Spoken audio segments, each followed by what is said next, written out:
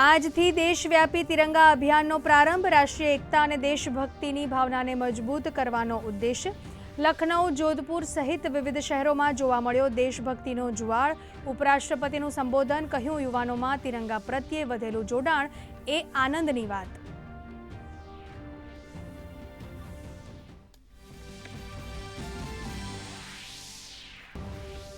પુડુચેરીથી અમિત શાહનો હુંકાર, નવા ફોજદારી કાયદાથી મળશે ઝડપી ન્યાય। ટેકનોલોજી, સમયબદ્ધતા અને વિશ્વાસને ગણાવ્યા નવા કાયદાના 3 આધારસ્તંભ।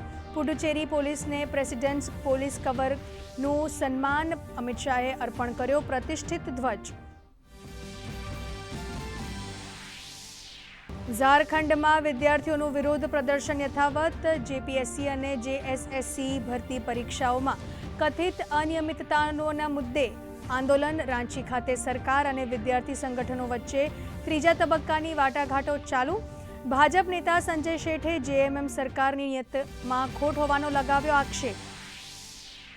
આસામમાં પૂરની સ્થિતિ ગંભીર। ગોલાઘાટ, શિવસાગર અને જોરાહાટ સહિત 12 જિલ્લાઓમાં તારાજી। 460 ગામો અને 1.47 લાખ લોકો અસરગ્રસ્ત। 99 લોકોએ ગુમાવ્યા જીવ। રાહત અને બચાવ કામગીરી પૂરજોશમાં।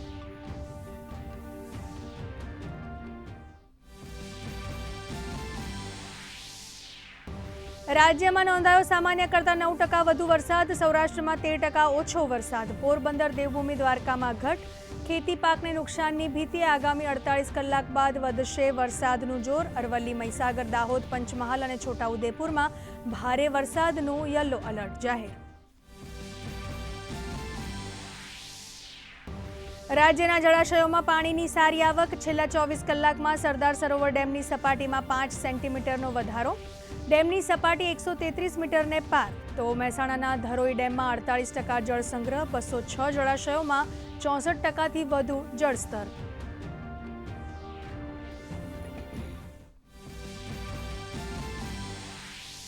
રેલવેમાં ગુનાખોરી પર કડક લગામ। અમદાવાદમાં ડીજીપીના અધ્યક્ષ સ્થાને ક્રાઇમ કોન્ફરન્સ। ટ્રેન સ્ટેશન પર ચોરી, લૂંટ અને પોકેટમારી અટકાવવા પોલીસનો એક્શન પ્લાન।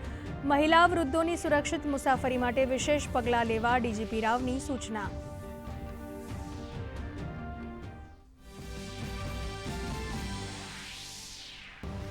આજે વિશ્વ આદિવાસી દિવસ। જનજાતિ બાંધવોની અસ્મિતા, ગૌરવ અને વિકાસ યાત્રાને ઉજવવાનું પર્વ।